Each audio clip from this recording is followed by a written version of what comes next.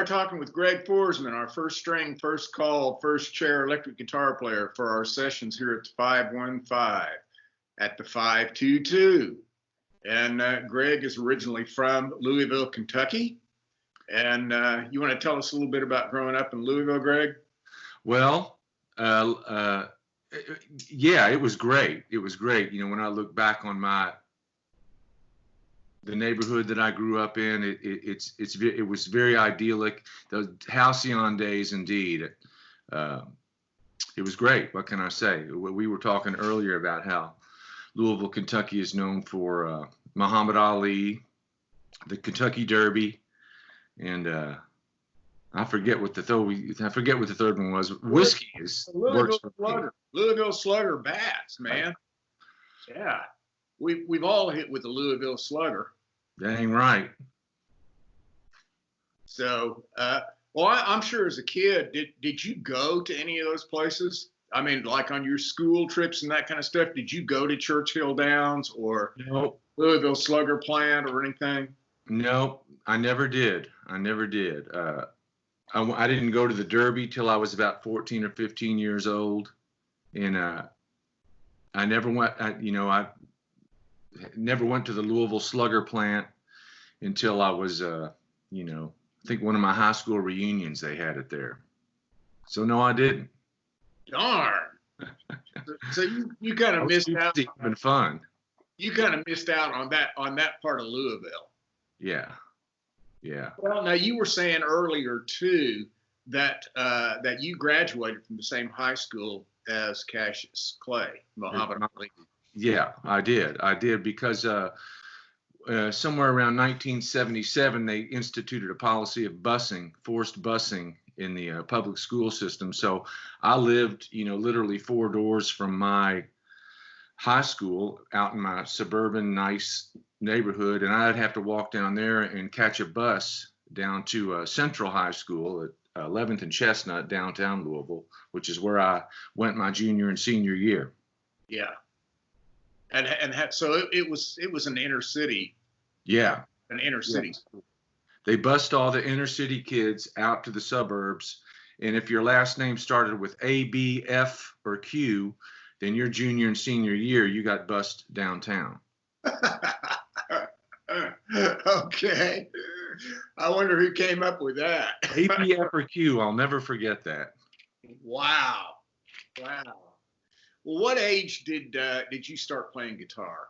I have a feeling it was probably fairly early. It literally, Chip, as long as I can remember, and I always tell the story because I remember this. I remember when my Aunt Jan, my father's sister, came to town when I was 3 years old, and my mom and dad were in the middle of getting a divorce or get divorced already or whatever. Anyway, she took me and my brother out to the store to get us a toy. And I remember that day, and I didn't run, but I knew exactly what I was going to get, and it was this toy guitar that they had there.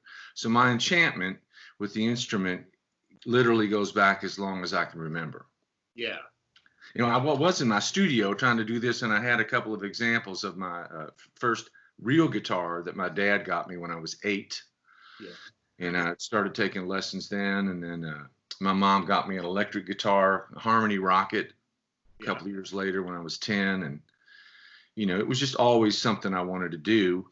And then I got to a point, I wasn't a gifted athlete or anything when I was a kid, so but I had a competitive nature, and I realized that there was one thing that I could do better than anybody else, not just at my school but in my neighborhood, and that's play guitar. So I kind of started working harder at it. And how long did you take lessons, Greg? I took lessons for, I don't know. I wasn't a good student, I can tell you that. I took lessons for maybe a year, and then I stopped because I was developing an ear at the same time. So I knew I could, if I heard something on the radio a couple of times, I could figure out how to play it myself. And that beat playing Little Brown Jug, trying to read the little notes on the staff to me. So that's the way your teacher was teaching you, was teaching you reading. And yeah. But I did go back and study more later. I got with another teacher when I was about 12 or 13, and and I was starting to study classical guitar. I actually studied with a classical guitar teacher in Louisville when I was 14 and 15 years old. And I'm assuming now, by this time, you were probably playing in garage bands, and I know you said that you had played for parties and school dances and stuff like that. So I'm sure you were in some local bands at that point. Yeah, when I got to be 12 or 13 is when I started seeking out other kids in the neighborhood that played, and so how it is. The first thing you do is you get together and you start jamming. You just start jamming on E and D and maybe trying to play a blues or trying to play a Hendrix tune or something like that. But by the time I was 15, I think, I had a fully functioning band with a lead singer and keyboard player, and we could play a high school dance or a show or a party in somebody's backyard or something like that. And you did that as much as you could, I'm assuming. Absolutely, yeah. We were all in. Now, at what age was it around this time that you started trying to write songs or started writing as well? No, not really prolifically until I was about 20, 21 or so, like that. In Louisville, Kentucky, as we got better, we wanted to play out. And to play out in Louisville, Kentucky means you're playing cover tunes. You're playing songs that people want to hear. So we got really good at that. And we were all kind of caught up into that progressive rock movement of the, early to mid 70s, especially Yes and Genesis and bands like that. So we were trying to play really difficult music to play. That's very difficult music, yeah. And we were doing it pretty good, but we weren't playing much original music at that point in time. We kind of just started dabbling with it in that first band that I was in before we broke up. Yeah. And then, I did get a 4-track reel-to-reel recorder, and that once I got that, I started writing more because I could demo my songs as I was writing them, which would enable me to move on, And then when I got my Porta Studio, it really went into I started getting really prolific and writing a lot because I could demo the songs and move on, Was that like an 8-track Porta Studio or a little? No, it's just a 4-track. It's a 4-track, but the way they had it set up, you could bounce stuff around and squeeze 7 or 8 tracks out of it. Was that on cassette? Yeah. Double speed cassette, a 244, a TAC 244, I think is what it was. Yeah, I had one of those, something similar to that too, that had 4 tracks on cassette. Yeah. Yeah. Loved it, man. Loved it. Yeah, they were great little things, and they for what they were, they sounded pretty damn good. Yeah. Yours sounded a lot better than mine did for a couple of reasons. Number one, you were playing it, but number two, you said yours was a double speed. I think mine was a regular speed. I'm not sure. Yeah, it ran cassette tape at twice the speed that it normally runs. Now, when you got out of school, you said you almost immediately hit the road. Now, yeah, like I said, we had a band together, and we were all really into it. At least I thought we were. And I got out. I graduated high school early. My senior year only lasted through a debacle. I thought I failed a class. Anyway, I got out after about 3 months, and we just waited till everybody got out of high school, and we had a booking agent who had this circuit of clubs that ran throughout the Southeast, pretty much south of Louisville, Georgia, Alabama, South Carolina, Florida. And at 17, it was September of 1978. I was 17 years old when we first went out on the road playing these clubs. And I turned 18 in Sarasota, Florida at Foley's, a bar down there. So you were actually in bars before you were old enough to be in bars. Oh, yeah. I started playing bars when I was 17. Yeah. Yeah. Did they ever card you, or was there? No. Back then, nobody cared. Well, I mean, somebody did, but yeah, they never did. They never did us either when we were doing that. So yeah, somebody cared, I'm sure, but All right, so you had hooked up with a booking agent and were out playing clubs all around the Southeast. Were you out for what, a week at a time, 2 weeks at a time, or how No, long were you out? back then, there was a bunch of clubs where you would go play for a whole week, or you play, 4 or 5 nights, sometimes 6, sometimes just 3. But we'd just stay out. We'd leave. We'd be gone for 4 or 5 weeks at a time. Yeah, yeah. And And each week we'd be in a different club. and were everybody's parents okay with that, or I mean that. My mom, of course, she wanted me to go to college and pursue a more traditional lifestyle. And, for the most part, I mean, they couldn't stop us. Yeah, We were going to do it. Now, there were other people in the band that were getting a lot of pressure from their parents. And some of those people, that's why the band broke up. They just decided that's not the life for them. They wanted to go to college. And one of them became a surgeon, actually. yeah. Very successful surgeon in Louisville, Kentucky to this day, our singer. Yeah. Well, now this was when you were 17, 18 years old. Now And you 19 or 22, yeah. and you moved to Nashville in '88, so that would have made Right. you 27. 27 when I moved here. Moved here, and at what point did you start the Hammerheads, the band? Pretty much simultaneously when we moved. I was in a band before that, and basically it became the Hammerheads when the singer left, and we got Jimmy V in as our lead singer.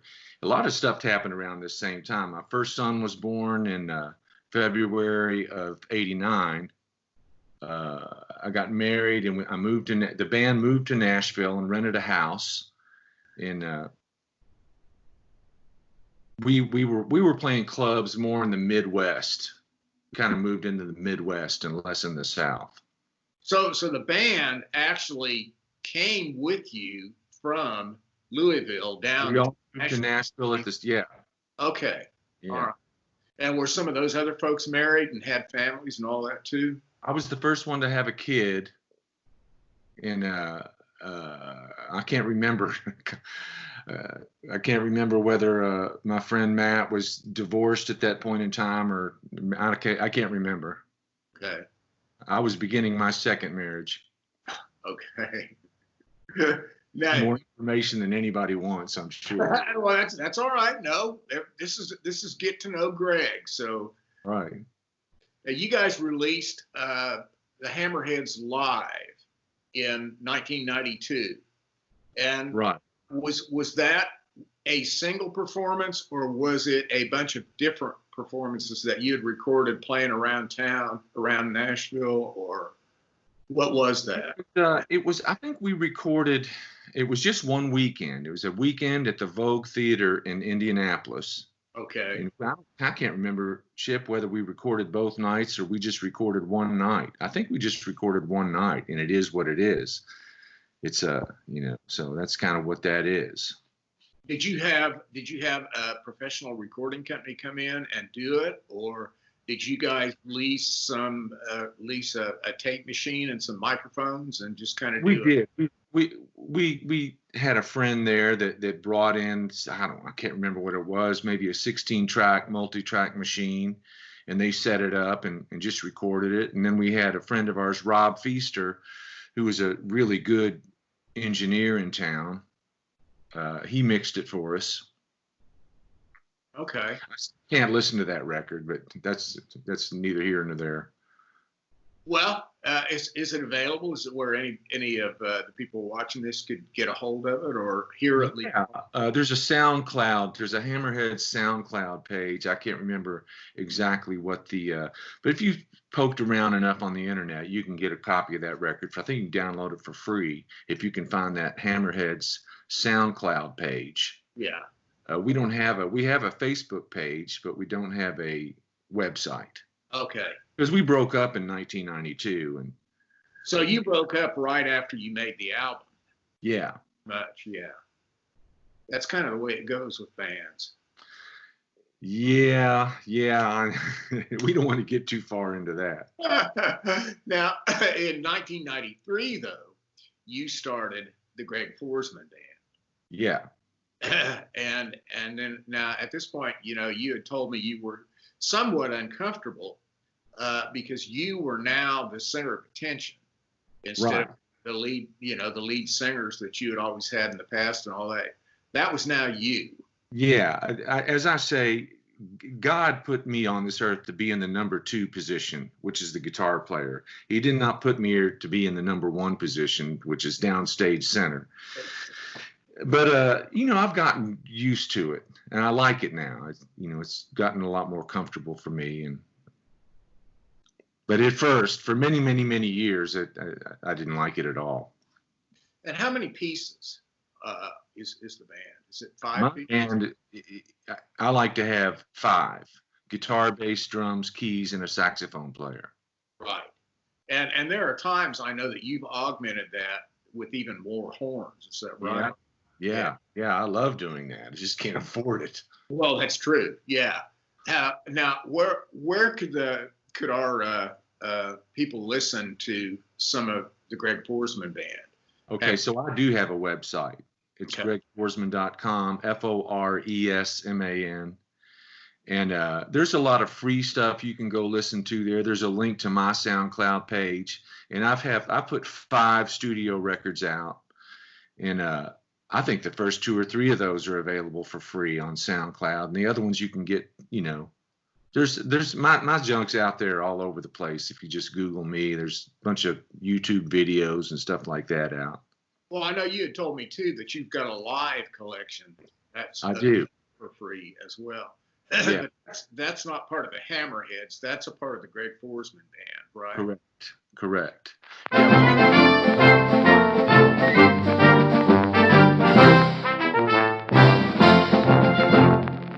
All right. Well, now I want to ask you a little bit about Martina.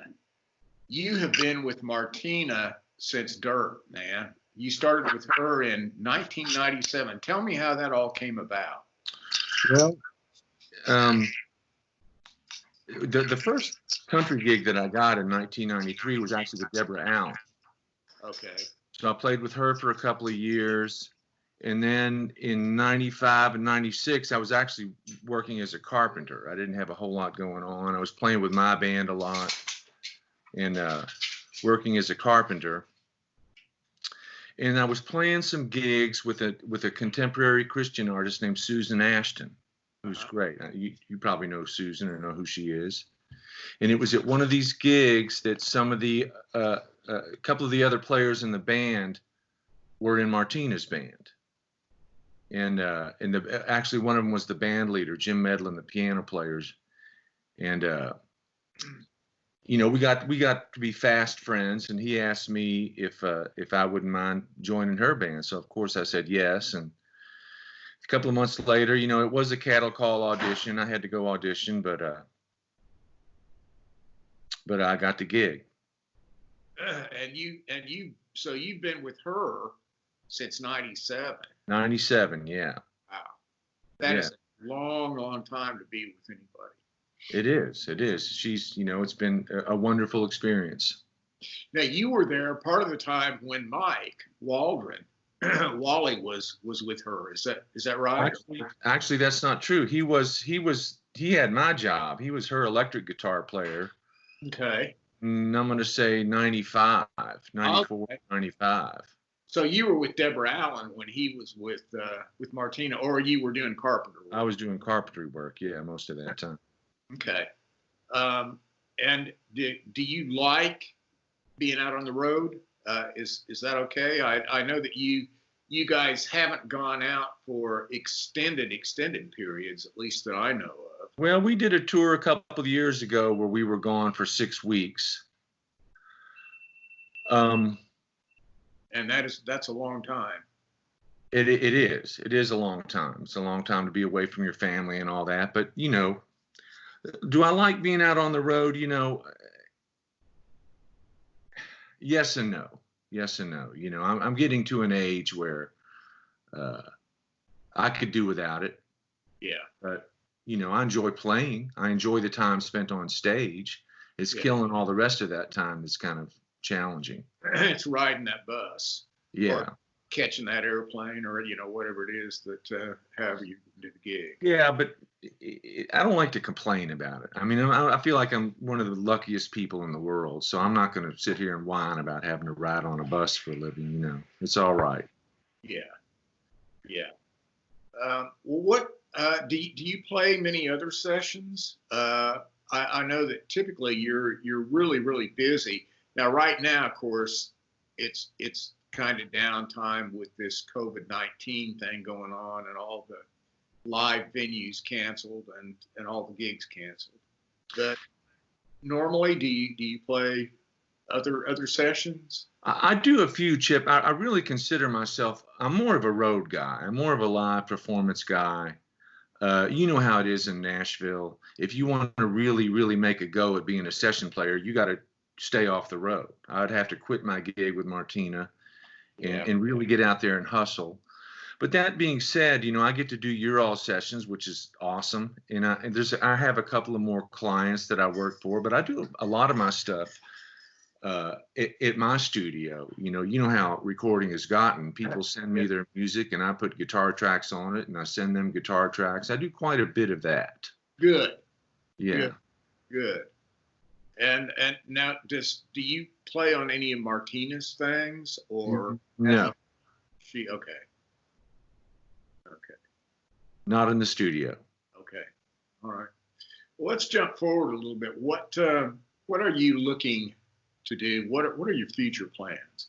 Are you wanting to basically, you know, once we get through this virus thing and you get back out on the road with Martina, do you want life to pretty much carry on the way it has? You know, for a couple, 3 more years, sure. I'll keep doing that. You know, I am, like I said, I'm thinking about retirement and what I'm going to do. You know, how I'm going to get through. You know, I don't want to get morbid here, but I'm thinking about how, you know, what I'm going to do the last quarter of my life. Yeah. And I do still enjoy playing. I've been playing a lot of jazz, playing as much jazz music as I can. So I'll be looking for avenues to do more of that. And well, I mean, with our recording band, you know, you've got Dane and Wally and you and I think Grogan. Okay. Once in a while, you guys will all kind of meet together somewhere at some little hole in the wall and play jazz for an evening. Yeah, we do that. And that has to be fun.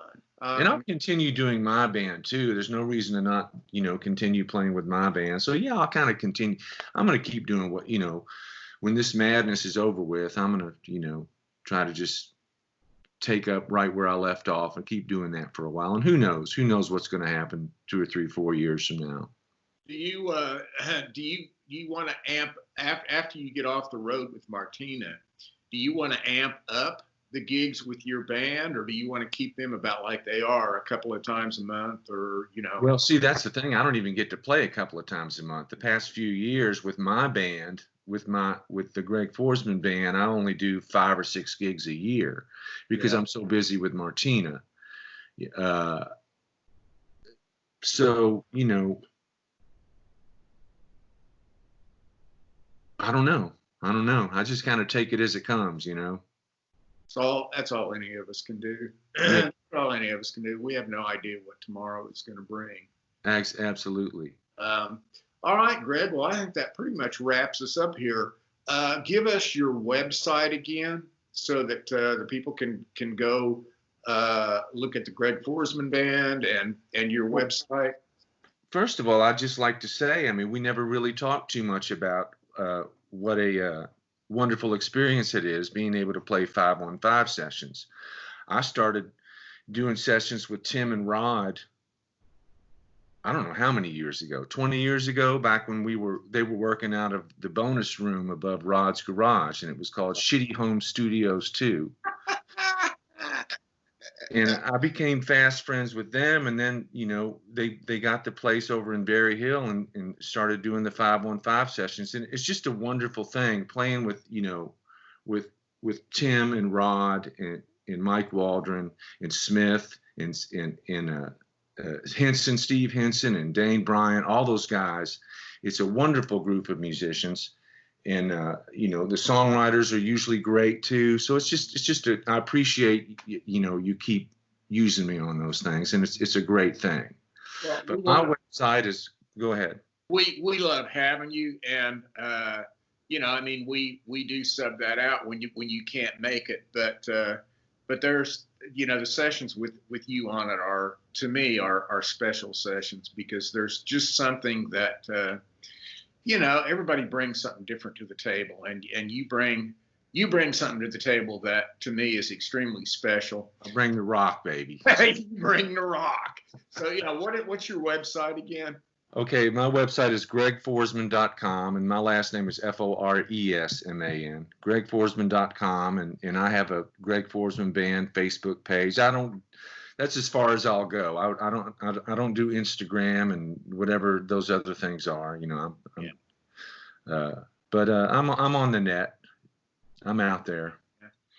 Okay, Greg. Well, this has been wonderful getting to just shoot the breeze with you for a little bit, and give us your website again, and where the people can listen to some of your music. Okay, it's gregforesman.com, and that's gregforesman.com. And there's, you can Google my name. There's a bunch of videos and stuff like that out there too. Okay, wonderful, man. Well, hopefully in the very, very near future, we will all be together again and making music, because there's nothing that gives me more joy in my life than sitting with you 5 or 6 guys and hearing what you do, because it's always so amazing to me. So, well, the feeling's mutual, Chip, and we appreciate your leadership, and I'll look forward to it. All right, Greg, we'll talk soon. All right, thanks, Chip. Bye, Rod. Take care. Bye.